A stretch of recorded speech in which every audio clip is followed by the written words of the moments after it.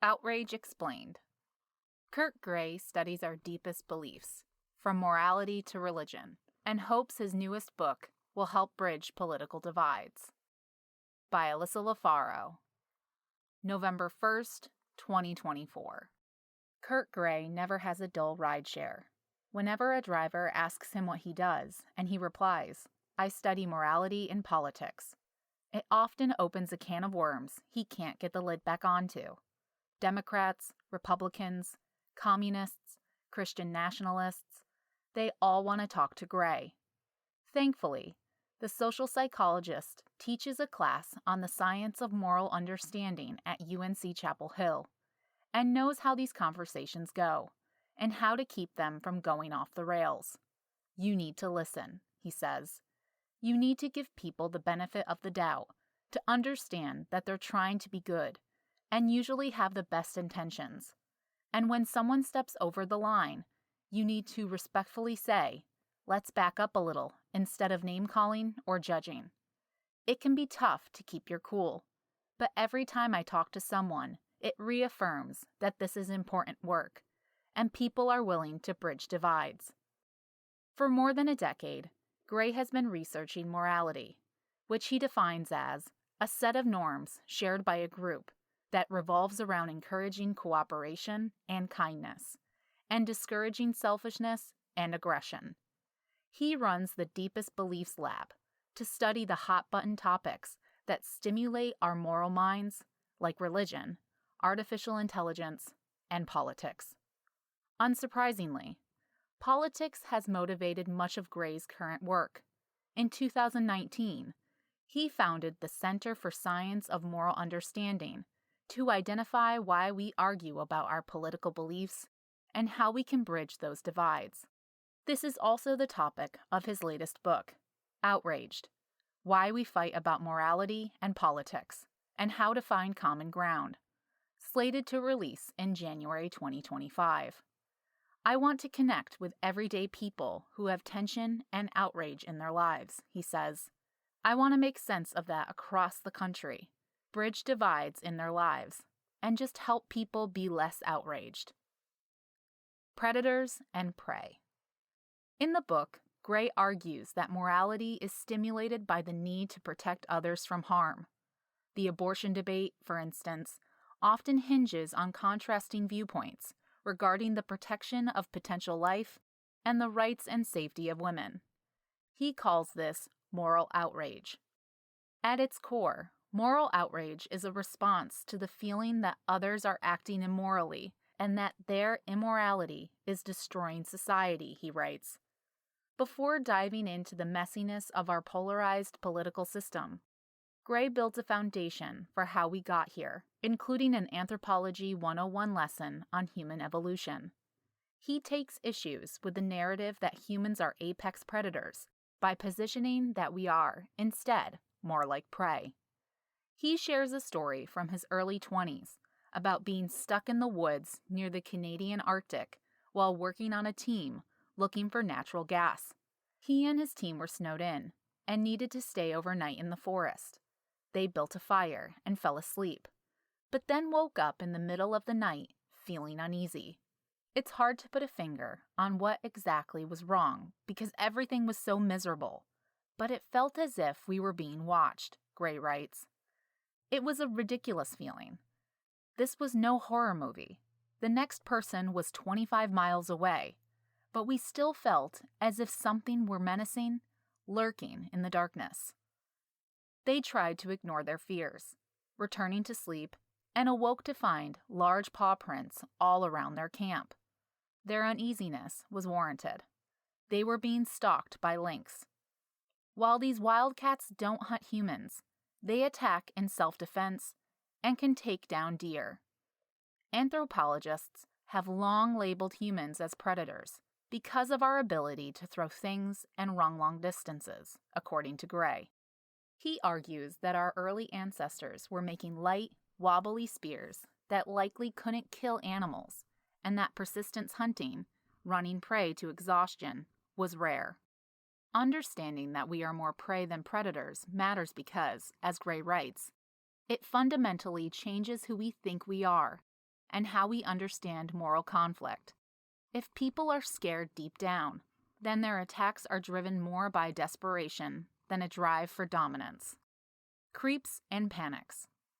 Gray argues we are safer than ever before. Many of us live in trusting communities, enjoy the benefits of safer cars, homes, and schools, and rely on medicines that help us fight disease and live longer. Despite this safety, we cannot relax, he writes, because our minds are wired to scan for threats, and still we see danger everywhere. This is called concept creep. When severe cases of harm, like violent crime, become rarer, and the threat of milder harms, like offensive language, become exaggerated. In other words, as society becomes safer, people feel more harmed by less harmful events. And if our morality is based in harm, like Gray suggests, then it's no surprise that many of us feel constantly threatened and attacked. For one study, Gray and postdoctoral researcher Curtis Puryear measured the mental health of people who use Twitter to engage with politics. They found that those who pay attention to virality metrics, like retweets, reported symptoms of post-traumatic stress disorder, PTSD, including random outbursts of anger and hypervigilance. The reason? These people felt threatened and outraged by all the viral warnings about societal harms. Humans express online outrage for the same reasons they expressed outrage in Stone Age tribes, to guard against societal harm and reinforce moral norms, Gray writes. This brought up another question for Gray and Puryear. Can feelings of threat fuel moral panics or large-scale outrage on social media? To answer it, Puryear analyzed hundreds of thousands of tweets about charged political topics, including climate change, immigration, and COVID-19. Of the tweets that went viral, 40% of replies used emotionally outraged language. The more any dangerous idea seems to be spreading in society, the more people try to combat its spread with outrage, Gray writes. Feelers and doers. In addition to morality, Gray has spent more than a decade studying mind perception, or how we perceive the minds of other entities, which is the topic of his first book. In a previous study, Gray and his collaborators asked over 2,000 people to compare the minds of different entities, like babies, chimpanzees, dead people, dogs, God, and robots, and rate their ability to communicate, exert self-control, remember things, plan, have thoughts, and feel hunger, fear, pleasure, pain, and rage. The results suggested that people perceive two different kinds of mind. Vulnerable feelers experience emotions, are susceptible to harm, and often need protection. Thinking doers communicate, plan, exert self-control, and can harm someone or something. For example, babies are often seen as vulnerable feelers, and God is a thinking doer. Human adults are both. Gray tied mind perception to morality by asking participants questions about which entities would be more painful to harm and which entities would be more deserving of punishment if they caused someone's death. A famous example of this dilemma took place in 2016 when a 3-year-old boy climbed into the enclosure of a 450-pound gorilla at the Cincinnati Zoo, and zookeepers had to decide whose life was worth more. They killed the gorilla, resulting in praise from some and outrage from others. Perceptions of vulnerability often follow party lines. Liberals and conservatives see different entities as being especially vulnerable to victimization.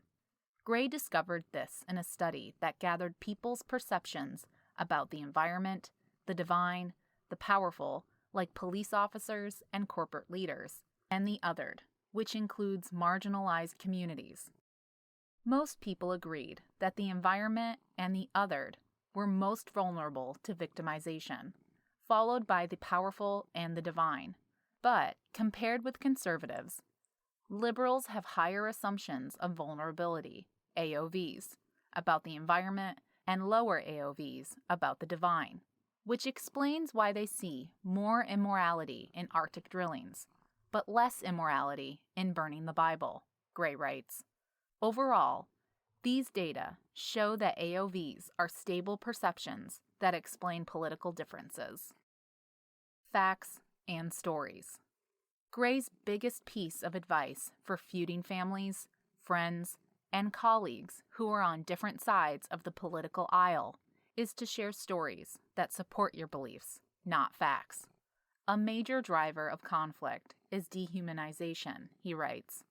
Seeing the other side as less than human, as irrational and invulnerable, licenses cruelty toward them. The best way to make each other seem fully human is by telling stories of harm. Studies find that sharing stories of personal suffering foster perceptions of rationality and respect across moral divides. Emily Kubin, another postdoctoral researcher in Gray's lab, studied how people debated the morality of guns using facts versus stories. After analyzing 153 conversations, she found that those who told stories of harm, like how a family member was injured by guns or used a gun to protect themselves, were perceived as more rational and treated with more respect compared to those who used facts to make their points. The key here is listening and understanding, like Gray does during his rideshare experiences. You should not be trying to win, but to understand, he says. And, in particular, you should invite people to help you understand them, to share their perspective. But that can be hard to do. Gray's book ends on a hopeful note, sharing how hundreds of organizations are already dedicated to bridging divides. He leaves readers with 3 tips for having constructive conversations with people of differing beliefs: connect, invite, and validate.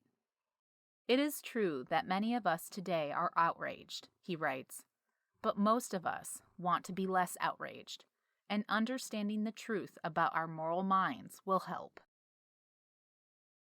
Kurt Gray is a professor in the Department of Psychology and Neuroscience within the UNC College of Arts and Sciences.